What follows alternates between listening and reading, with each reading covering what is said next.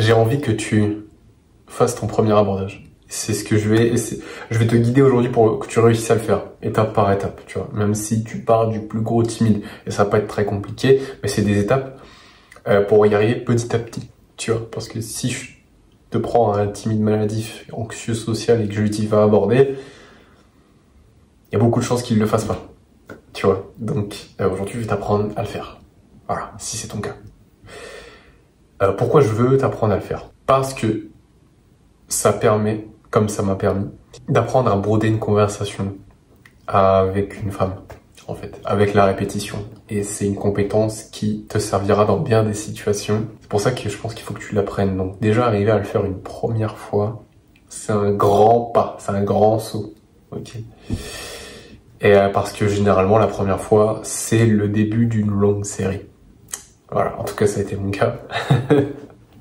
J'espère que ça sera le tien parce que ça va te faire beaucoup de bien. Ok. Du coup, concrètement, je vais partir du principe que, voilà, t'es très timide. T'as jamais abordé, que t'as peut-être 2 ou 3 potes, mec, évidemment, et que la sociabilité, c'est pas ça. C'est pas encore ça, tu vois. Ton problème, là, le pain point, c'est que tu peux pas aborder. Ça te terrifie. C'est terrifiant, c'est trop pour toi. Okay. Tu n'oses pas. C'est non. Parce que une fois tes potes t'ont dit allez, vas-y, fais-le, et au final t'es pas allé le faire parce qu'il y avait du monde autour, parce qu'il y avait des gens que tu connaissais autour, parce que t'avais pas envie de te faire rejeter aussi devant tes potes. Totalement compréhensible, mais il faudra qu'on change ça à l'avenir. Et du coup, c'est impossible pour toi. Enfin, c'est pas que c'est impossible, mais c'est que ça bloque. Tu peux pas. C'est trop dur. Déjà, ça vient du fait que ça te demande beaucoup trop d'énergie et que le retour sur investissement est pas garanti. C'est-à-dire que ça va te demander beaucoup d'énergie d'aller lui parler, ok, parce que c'est pas un truc pour lequel t'as l'habitude, t'es pas spécialement compétent là-dedans. Du coup, ça te demande de l'énergie. Et comme t'es pas très compétent, que tu l'as pas fait beaucoup, que tu l'as pas fait, t'es pas très bon. Et comme t'es pas très bon, bah forcément la conversation va pas bien se passer. Donc le retour sur investissement, bof. Donc tu dépenses beaucoup et tu gagnes rien. Voilà, donc là, tu as la recette parfaite pour ne jamais faire quelque chose, sachant qu'aussi, il y a la peur qui est comprise dans ça. Déjà, ton objectif, ça va être de petit à petit faire en sorte que aborder devienne de moins en moins effrayant, te demande de moins en moins d'énergie. On va d'abord se concentrer sur l'énergie que ça te demande. Okay. Donc pour ça, je vais me servir d'un livre que j'ai lu qui s'appelle Un rien peut tout changer, mais en gros la traduction, c'est la traduction française, le livre c'est Atomic Habits, c'est en gros, il explique que, et je pense que c'est pareil pour n'importe quel comportement, c'est que au début, un comportement, quand tu vas le faire pour les premières fois, il va te demander beaucoup d'énergie. Et plus tu fais ton comportement sur le temps, moins il te demandera d'énergie à chaque fois. Tu vois, c'est-à-dire mettons, alors, je sais pas, et quand je te parle d'énergie, c'est énergie mentale, oui, énergie mentale, parce que énergie, on pourrait confondre avec par exemple du sport, tu vois, mais là je te parle pas de sport, je te parle vraiment d'énergie mentale, tu vois. Et je sais pas, par exemple, mettons c'est la première fois que tu prends une douche froide, ça va te demander beaucoup d'efforts, beaucoup d'énergie psychologiquement, tu vois, ça va être dur, tu vois, au début, ok. Parce que c'est très froid, c'est chiant, tu vois. Je te le dis par expérience, c'est un exemple que je sors sous la main comme ça, mais c'est pour que tu comprennes et je vais faire le lien après.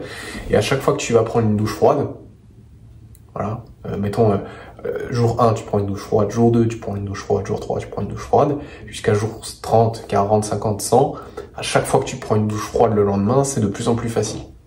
Ok. En théorie, ça sera peut-être pas toujours comme ça, parce qu'il y a des jours où tu es plus fatigué, il y a des jours où tu le sens moins, etc. Mais si tu fais la moyenne, c'est de plus en plus facile, parce que tu as des connexions nerveuses, des connexions neuronales plutôt, qui se créent dans ton cerveau pour répéter ce schéma. Et du coup, c'est de plus en plus facile, ok. Tu vois, et ça te demande de moins en moins d'énergie. Et ça, je veux que tu comprennes, tu peux le faire avec le fait de sociabiliser. C'est la même chose. Parce que dans ton cas, probablement, si t'es vraiment intéressé par cette vidéo et si tu cliques pas juste par habitude parce que je sors une vidéo tous les jours, normalement, sociabiliser, ça te demande quand même beaucoup d'efforts. Ok, et moi aussi, ça me demande un effort. Mais il est moindre par rapport à ce qu'il était avant parce que c'est une habitude que j'ai pris. Tu vois, voilà. Et donc ton job déjà, c'est de rendre ta sociabilité moins difficile, dans le sens où il faut que ça te demande de moins en moins d'énergie, de moins en moins de friction. Donc la première étape pour ça, c'est juste de commencer à sociabiliser. C'est tout con. Et quand je te dis sociabiliser, Ça peut juste, tu commences par dire bonjour aux gens que tu connais. Demander comment ça va. Qu'est-ce qu'il a fait hier? Est-ce que ça s'est bien passé? Je sais pas. Tu prends des nouvelles, tu vois. C'est vraiment la première étape. Ok. Et ton job, c'est de devenir bon dans les conversations avec les gens que tu connais, les gens que tu vois tous les jours. Deviens bon dans les conversations avec eux. Ok, c'est probablement ton cas, t'as probablement pas beaucoup de difficultés à ça. Si t'as des difficultés à avoir des bonnes conversations avec les gens avec qui tu te sens apaisé, avec les gens avec qui tu te sens bien et à l'aise, et que tu vois tous les jours, c'est que tu fais pas assez de choses dans ta vie, tu vois. C'est que t'as pas assez de choses à raconter, c'est que t'as peut-être pas assez lu de livres, t'as peut-être pas encore lu cette masterclass, justement, je vais venir après, comment se faire des amis. Et donc la première étape, c'est déjà ça, c'est de prendre l'habitude de sociabiliser déjà avec les gens que tu connais bien et les gens avec qui tu es à l'aise. Ensuite, tu vas commencer à sociabiliser avec des gens que tu connais moyens. Et alors là, c'est un peu propre à chacun la définition de moyen, mais si tu veux un exemple, commence à dire bonjour, commence à essayer d'entretenir des conversations avec les gens que tu connais moyens. Donc par exemple, ça peut être des camarades de classe avec qui t'as pas spécialement l'habitude de parler de temps en temps, tu vois. Et oh putain, c'est les voisins. Qu'est-ce que je disais? Ouais, voilà, donc ça peut être par exemple tes collègues de que tu dis bonjour, mais sans plus. Ça peut être, je sais pas, ça peut être ta prof, ça peut être ton manager, ça peut être, je sais pas, une caissière que tu vois souvent, quelqu'un que tu vois souvent, mais avec qui t'as pas vraiment l'occasion de parler, quoi. Et c'est là, je pense, que tu vas vraiment avoir beaucoup de compétences qui vont se créer parce que c'est des gens que tu connais pas de ouf, mais tu les connais, tu les as suffisamment vus pour que ce soit pas trop inconfortable non plus, tu vois. Que ce soit à peu près bien vu, ou en tout cas pas mal vu, plutôt de leur poser des questions et de rebondir sur ce qu'ils disent, tu vois, et de s'intéresser aux gens, tu vois, parce que pour certains, ça peut être, bon, mal pris, c'est rare, mais voilà. Et donc voilà, bon, ça c'est la deuxième étape. La première étape du coup c'est de commencer à sociabiliser. Et t'as vu qu'on part de très loin. Pour après commencer à aller aborder des meufs, tu vois d'où est-ce qu'on part. Mais c'est important. Hein. Et je te donnerai 2-3 tips, je pense, à la fin de la vidéo pour te sentir mieux vis-à-vis de toi-même. Parce que c'est aussi très important de se sentir bien dans sa peau avant d'avoir des interactions avec les gens. Donc voilà, une fois que t'as fait cette étape 1 avec les gens que tu connais bien, normalement c'est pas trop difficile. Tout le monde, en tout cas une grande majorité, arrive à passer ce niveau. Le niveau 2, c'est celui-là qui est un peu compliqué, tu vois. Donc déjà, je pense la première étape, et moi je m'en suis rendu compte il y a quelques mois de ça, en tout cas je me suis fait la réflexion, quand j'ai vraiment commencé à devenir très sociable et que j'avais encore cette habitude, tu vois. Et en gros, l'habitude dont je vais te parler, c'est tout con, mais c'est d'avoir tes écouteurs, d'avoir ton casque, ok. Je ne suis pas le même homme avec mon casque. Hein. C'est-à-dire que il y a tellement de friction pour sociabiliser quand j'ai mes écouteurs avec la musique. En fait, c'est trop bizarre. Je comprends pas vraiment pourquoi. Peut-être qu'il y a une sensation d'isolement et que du coup, ça te demande beaucoup plus d'énergie d'aller sociabiliser quand t'as des écouteurs et de la musique. Donc en fait, souvent, je n'écoute pas de musique quand je suis dehors parce que je sais que ça va m'empêcher de sociabiliser. C'est con, mais ça, c'est un truc, du coup, je le fais de moins en moins. J'écoute quand je suis chez moi, de la musique et pas avec mes écouteurs. Mais tu vois, par exemple, si tu rentres en classe avec les écouteurs, si tu rentres dans les couloirs et que tu croises des gens avec les écouteurs, si tu rentres à ton taf avec les écouteurs, tu seras beaucoup moins sociable. Ok. Donc ça c'est un truc que tu peux enlever. Voilà, intentionnellement ne plus être enfermé, ne plus être sur ton tel, ne plus avoir tes écouteurs, ta musique. Je pense que c'est déjà un grand pas pour ta sociabilité, tu vois. Et pour ensuite commencer à l'aborder des neufs. Mais t'as vu d'où est-ce qu'on part? C'est très loin. Okay. Et en gros, à partir de là, quand t'as déjà plus cette habitude, c'est bien, mais du coup, je veux que tu commences à entretenir des conversations parce que c'est là où tu vas vraiment progresser le plus parce que au départ, c'est inconfortable. Mais c'est suffisamment inconfortable pour faire beaucoup de progrès, mais ça ne l'est pas trop pour que ça te traumatise et que tu sois réticent à l'idée de le faire. Okay. Et plus tu vas le faire, plus ça va être facile. Okay. Et une fois que ça devient facile, tu peux passer à l'étape supérieure, d'accord. Mais si tu veux un extra tips, ouais. Lis ce livre. Je pense que tu t'en remercieras. Je sais qu'il y en a parmi vous qui l'ont lu parce que c'est un livre super populaire, Comment se faire des amis de Dale Carnegie. Sur les relations sociales, ça va t'expliquer concrètement comment améliorer la qualité de tes relations sociales si je fais un résumé. Parce que le livre, il va pas vraiment t'apprendre à te faire des amis, même si il va t'aider à te faire des amis, mais c'est plus parce que ça va améliorer la qualité de tes relations sociales avec qui que ce soit. Ok. Donc, lis-le. Ok. Et c'est pas un bullshit, ça marche que pour les autres, non. C'est un banger. Ok, c'est un banger. Voilà. Il a été écrit dans les années, je crois que c'est dans les années 50, 30, je sais plus exactement. Dans les années 30, en 1936. Et aujourd'hui, c'est encore un livre de référence. Bon, il a quasiment fait un siècle. Pose-toi la question pourquoi. À mon avis, il doit y avoir quelque chose dedans qui est intéressant. Voilà, trêve de plaisanterie, je ferme ma parenthèse, va lire ce livre, achète-le, tu peux le trouver en PDF sur internet, t'as pas d'excuse. Je l'ai lu 3 fois et demi, je pense. Souvent, parce que 3 fois et demi, pourquoi? Parce que je feuillette souvent, je feuillette le livre quand j'ai envie de me replonger dans certains principes qui sont super importants. Voilà. Voilà pour ce livre, et tu verras que plus tu vas le faire, plus tu vas commencer à socialiser avec des gens que tu connais moyen, ça va te faire de moins en moins peur. Ça va te demander de moins en moins d'énergie. Et ensuite, quand tu y arrives sans problème, tu peux passer à l'étape d'après, c'est les inconnus totales. Et c'est là où ça devient intéressant, parce que justement, tu vois, quand tu étais au niveau 1 et que tu savais sociabiliser avec les gens que tu connais très bien, mais pas avec les gens que tu connais moyen, le fait de le faire avec les gens que tu connais moyen, c'était un banger, ça te faisait progresser de ouf. Et maintenant que tu sais le faire avec les gens que tu connais moyen, le banger qui te fait progresser de ouf, c'est le faire avec des inconnus. Des gens que tu connais pas, que tu n'as jamais vu. Et là, donc, typiquement, c'est quand tu marches dans la rue, tu vas, je sais pas, tu vas acheter ta baguette de pain, t'as jamais parlé à la boulangère, t'as jamais parlé au mec que tu viens de croiser, là, comme ça, il est en train de regarder un truc, t'as besoin d'un renseignement, tu demandes. Ok, et si tu veux un tips, il y a un truc qui s'appelle les questions Google. Ce que j'aime bien appeler les questions Google. Questions Google, quand tu vas regarder sur Google, tu tapes une question, je sais pas, tu tapes la météo, tu tapes où est l'église, où est le Super U le plus proche, enfin le supermarché le plus proche, où est la mairie, est-ce que quelle heure il est, je sais pas, voilà. Bref, toutes ces questions-là, posez aux gens. Regarde pas ton tel. Voilà. Et tu auras suffisamment de bagages normalement, si tu as bien fait ton taf à l'étape 2 pour là savoir broder une conversation avec l'inconnu. Ok, ça sera toujours inconfortable, mais tu sauras le faire. Ok. Parce que tu as lu ce livre, parce que tu as appliqué, parce que tu t'es entraîné aussi dans la vraie vie et que tu t'es fait ta propre expérience personnelle, c'est très important. Et du coup, une fois que tu es à cette étape 3, c'est magnifique, il faut que tu bombardes, en fait, il faut que tu prennes l'habitude d'aller parler aux inconnus dans la rue. Et ça peut être tout confondu, hein, ça peut être femme ou pas femme. Hein. Donc là, on est vraiment à une étape très importante. Il faut que tu la matraques, il faut que tu sois à l'aise avec ça. Et une fois que tu es à l'aise avec ça, tu as ces 3 étapes-là.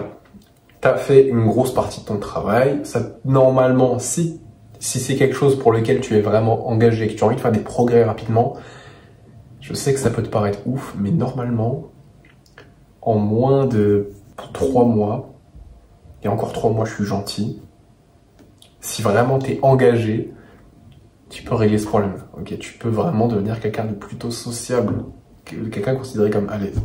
Okay. Tu n'as pas de problème. Okay. Alors qu'avant, tu étais timide, anxieux. Tu vois ou pas? Donc, déjà, progrès de ouf. Mais maintenant, on va passer dans une dimension qui n'est pas exactement la même, parce que là, tu parles avec des gens, tu entretiens des conversations, mais c'est un bagage nécessaire. Donc, maintenant, on va parler de ce qu'il va y avoir comme prérequis pour être bon dans l'abordage. Parce que si tu es jusque-là, c'est que tu veux apprendre à aborder. Mais c'est pas totalement la même compétence que parler juste à des inconnus dans la rue. Ok. Y a des choses, même s'il y a quand même des, voilà, c'est quand même des conversations, tu vois. Tu passes pas du coq à l'âne, mais il y a des choses en plus. Ok. Et il y a quelque chose qui va être super important quand tu vas commencer à aborder pour la première fois, c'est d'être, et je l'ai déjà dit, c'est d'être bien dans ta peau. Okay. Bien dans ton corps. Et quand je te dis bien dans ton corps, c'est-à-dire littéralement dans ton corps, c'est-à-dire ta santé, vraiment, à quoi tu ressembles. Donc ça, c'est pour le côté physique, hein, c'est ta santé, c'est ton apparence, c'est super important, mais surtout, comment est-ce que tu te sens dans ta tête. Okay. C'est game changer. Genre ça va faire une grosse différence. Et tu vas le voir aussi sur les interactions, même pas avec les femmes en fait, hein, avec tout le monde. Même pas que avec les femmes plutôt, avec tout le monde. Donc, s'il y a un truc que je dois te recommander, tu sais qu'on va parler de santé mentale, voilà. Bon, si t'avais pas compris, on va parler de santé mentale. Et c'est pas un truc de meuf, hein.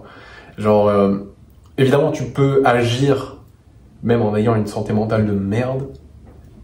Tu peux faire des progrès en ayant une santé mentale de merde. Tu peux faire des choses difficiles même quand tu as une santé mentale de merde.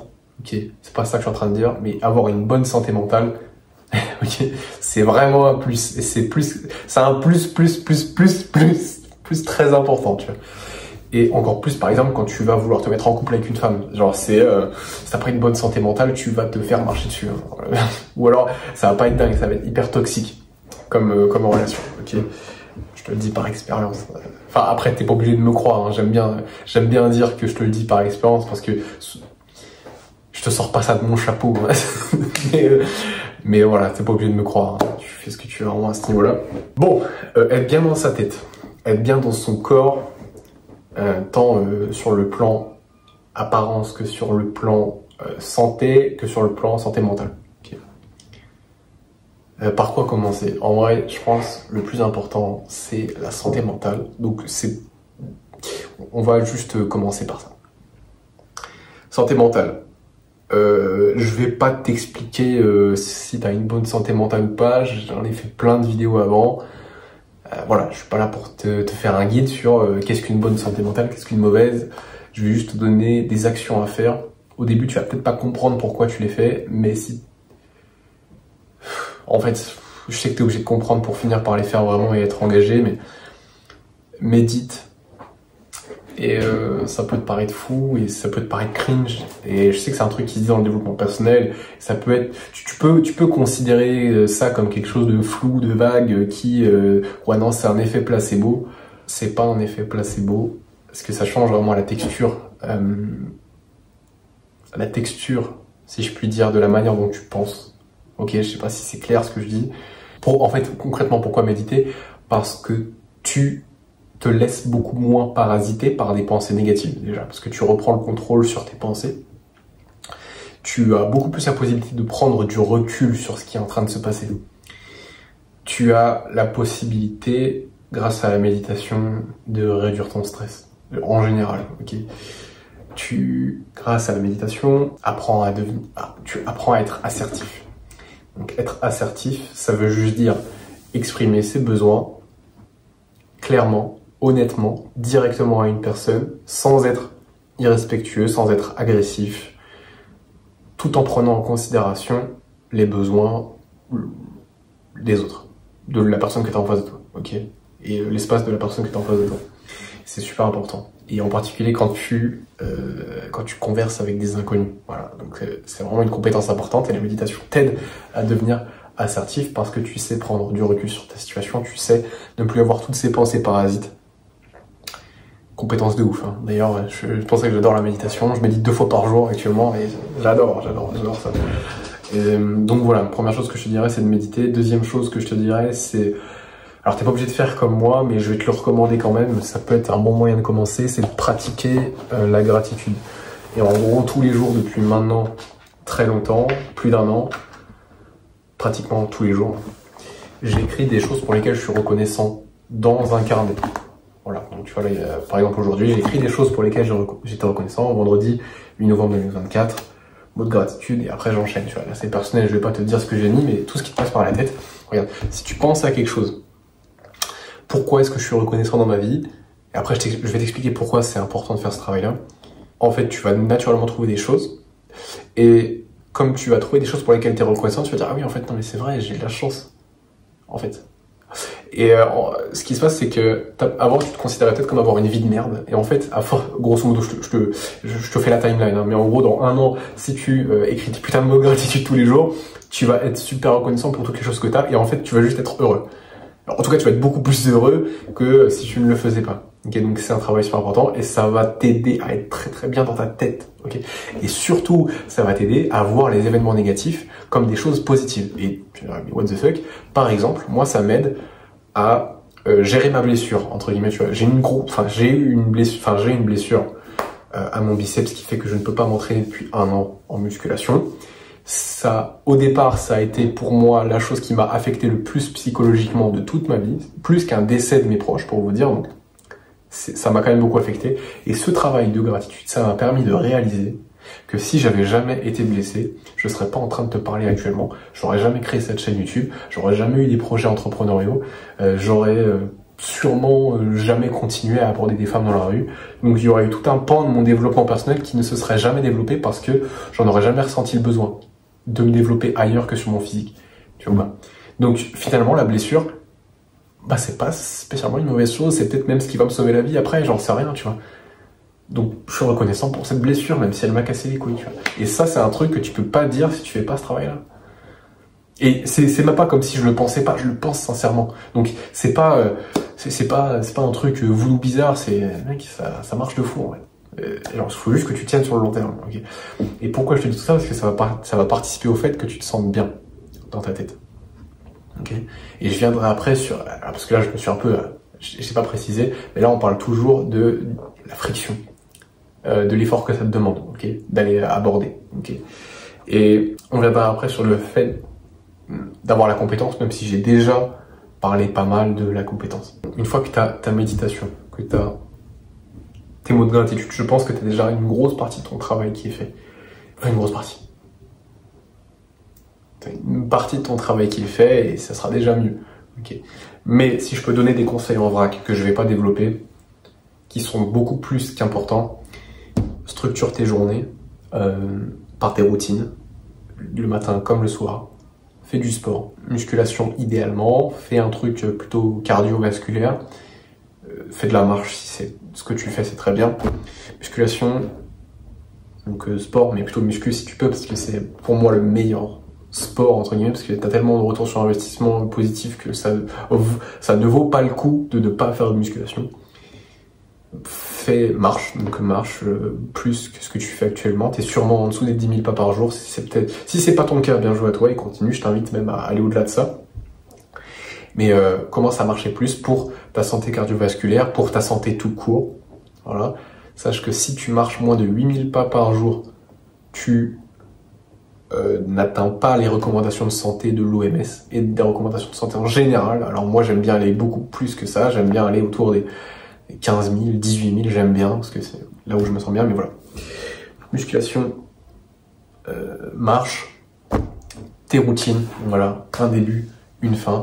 Morning routine, ça peut justement être méditation et gratitude, comme je le fais. Moi, je prends aussi du temps pour planifier ma journée, même si j'ai déjà fait la veille, et écrire 2-3 mots dans mon journal. Et ça peut être de la lecture, ça peut être vraiment propre à chacun, mais quelque chose qui structure un début et une fin de ta journée. Et pour te sentir bien dans ta peau, de la lecture, c'est important, faire rentrer des bons inputs dans ton cerveau, donc des bonnes connaissances dans ton cerveau, ça va dicter ce qui va en ressortir, donc dans tes pensées, c'est ce qui va dicter tes pensées, donc instruis-toi, voilà, regarde pas de la merde sur les réseaux, et je vais justement y venir. Évite un max les réseaux sociaux, ok, et surtout si c'est pas une activité professionnelle en vrai, ça te sert pas de ouf, t'as pas vraiment d'excuses. Ça, si c'est tout ça, ça c'est des choses que j'applique actuellement. Donc si tu les fais, tu vas probablement prendre beaucoup plus d'avance. Parce que là, le truc, on est à, je sais pas combien de minutes, on a plus de 20 minutes de rush. Je sais que la plupart des mecs compliqués sont partis. On doit être à probablement 20% des personnes qui ont cliqué sur la vidéo qui sont là. Donc déjà, tu fais partie des 20%. Sur les 20% qui regardent, qui va appliquer peut-être 10%. Donc déjà, si tu appliques, tu fais partie des 10% des 20%. Donc en fait, tu fais partie de 2%. Voilà. Et si tu appliques sur le long terme, je pense que, vas-y, si cette vidéo fait 300 vues, je sais qu'il n'y aura qu'une seule personne qui va appliquer ça, tout sur le long terme. GG à toi si c'est toi, je t'invite à le faire. Et c'est ce qui va faire, c'est ce qui va te faire changer en fait. Et tu vas pas te reconnaître. Voilà. Donc pour ça, j'ai dit quoi? Donc sport, muscu, dépenses, routine, lecture, donc bons inputs plutôt, gratitude, méditation, là on est très bien. Si t'as fait toutes les étapes avant, étape 1, 2, 3, plus ça, là mon gars, t'es bon. T'es bueno. Ok. Juste pour revenir un petit peu sur les compétences. Avant de passer à l'abordage. Une fois que t'es bon sur tout ça. Concrètement, comment... parce que là, je t'ai parlé de la compétence un petit peu. Mais je t'ai surtout parlé de réduire la peur. Réduire la friction que ça te demande. Via l'habitude. Mais grosso modo, la compétence, je vais le dire, c'est la troisième fois que je le dis, mais je te le redis, la compétence sociale se trouve dans ce livre, une grande partie. La compétence sociale, tu vas la développer en sociabilisant, voilà. Parce que, alors c'est con, quand tu répètes une action et que tu la modifies légèrement et qu'en fonction de ces modifications, tu obtiens des résultats différents, certains qui sont plus positifs que d'autres, tu vas reproduire ceux qui sont plus positifs. Et c'est comme ça que tu trouves ce qui fonctionne dans un domaine. Et ça marche aussi dans la sociabilité. Donc, tu vas devenir bon avec le temps, mais surtout avec l'expérience. Et en lisant ce livre, voilà. Il n'y a pas que, évidemment, mais c'est déjà un bon début. C'est excellent. Voilà. Donc voilà pour ça, au niveau de la compétence. C'est juste ça. Et c'est avec la multiplication des actions que tu deviens de plus en plus compétent. Voilà. Une fois que tu as ça, tu as tes compétences, que ça ne te fait plus peur, et que tu es bien dans ta tête, dans ton corps, on peut passer à l'abordage. Là, il y aura sûrement des cuts, mais je suis à 30 minutes de rush, et c'était important que je prenne ces 30 minutes pour l'abordage. Maintenant, tu as fait toutes les étapes, et tu t'es dit, je vais aller aborder. Je vais aller dans la rue, et je vais aller aborder. Bon, déjà, première chose, où aborder? Alors, idéalement, pour commencer, parce que je sais que ça va te faire peur de te faire reconnaître en train d'aborder une meuf, et où ça va se savoir dans des endroits que tu fréquentes, c'est gênant. Ok, si ça peut t'aider au départ, fais-le dans un endroit que tu connais pas trop, ou si t'es dans une très grande ville, style Caen, Rennes, Toulouse, Montpellier, je sais pas, Marseille, Paris, voilà, des grandes villes, plus de 100 000 habitants, t'as pas à t'en faire. Ok. Et en plus, si la ville est étudiante, bon, et si t'as mon âge à peu près, ça va le faire, tu vois, genre, mec, vraiment te prends pas la tête, ça fera largement l'affaire. Pas besoin de te déplacer je sais pas où, donc mettons là, voilà, t'as sélectionné ta ville, donc une grande ville, plus de 100 000 habitants, idéalement, tu peux le faire dans des plus petites villes, mais attention quand même où est-ce que tu le fais, faut pas que ça soit un frein si ta ville fait moins de 100 000 habitants, mais je sais que ça sera plus facile dans une ville où, voilà, où t'es pas susceptible d'être reconnu. Voilà, pour te donner une petite indication, voilà, si c'est pas habituel que tu recroises les mêmes personnes dans ta ville, et si souvent tu ne sais même pas à qui t'as affaire, si tu croises pas vraiment des gens que tu connais, tu peux y aller. C'est chill, tu vois. Voilà, donc maintenant t'es arrivé, tu t'es dit, t'as pris ta petite chope, t'as pris les transports, t'as pris ton vélo, t'es venu à pied, on s'en fout, t'es arrivé dans le vide, tu t'es dit, ok, maintenant je vais aller aborder. Sauf que tu viens de sortir de chez toi. Ok, t'as rien fait avant, t'as pas vu tes potes, t'as dit bonjour à personne. Donc là, une fois que t'arrives dans la ville, ton job, c'est de rentrer dans le bain social. Et ce que j'appelle le bain social, ça veut dire t'habituer à sociabiliser dans la journée même. Tu vois? Parce que tu l'as fait dans le passé, tu l'as fait à ton taf, tu l'as fait dans tes cours, etc. Bref, on s'en fout. Tu l'as fait, t'es allé jusqu'à l'étape 3, t'as fait ton développement, et maintenant t'arrives jusqu'à l'abordage. Tu peux évidemment le faire avant, mais si tu veux le faire dans les meilleures conditions, faut remplir tout ça. Ce qui devrait te prendre 3 mois. Max. Et donc là, t'as trouvé ta ville. Et il faut que tu rentres dans le bain social, donc là, il faut que tu fasses un maximum d'interactions en un minimum de temps. Alors, je te dis pas d'arrêter toutes les personnes que tu croises dans la rue, mets-toi un chrono de 15 minutes pour t'échauffer, où tu fais un nombre d'interactions.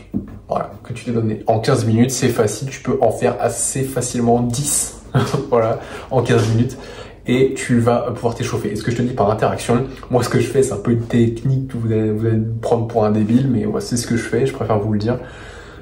Quand ça fait un moment que j'ai pas abordé, pour rentrer dans le bain, et je le fais, hein, j'ai pas honte de le dire, tu demandes des choses à des passants, tu engages des conversations avec des passants, que ce soit l'heure, que ce soit le chemin, un renseignement, que ce soit un compliment, que ce soit ce que tu veux, on s'en fout, tu engages au moins 10 conversations en 15 minutes. Et une fois que tu as fait ça, let's go.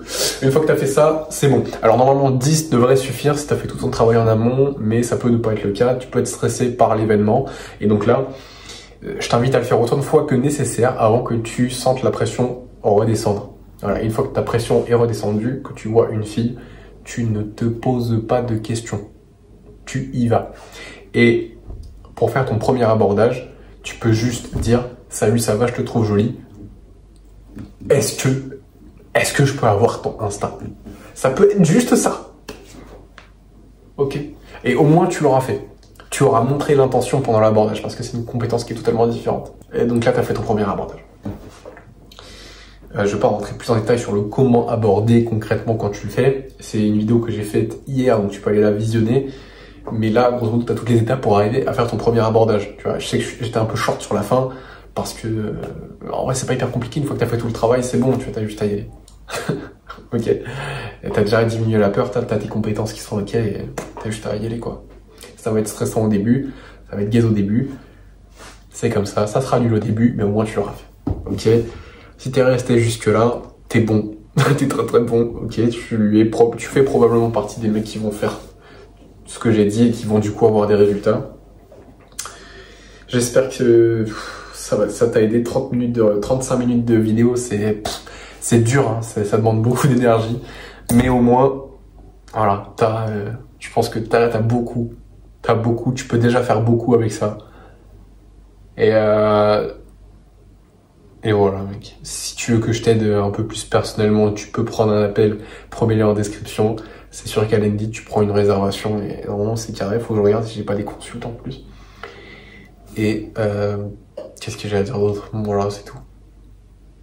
Bon, je suis content d'avoir enregistré cette vidéo. Passe une bonne journée, mec. Bonne ce que tu fais.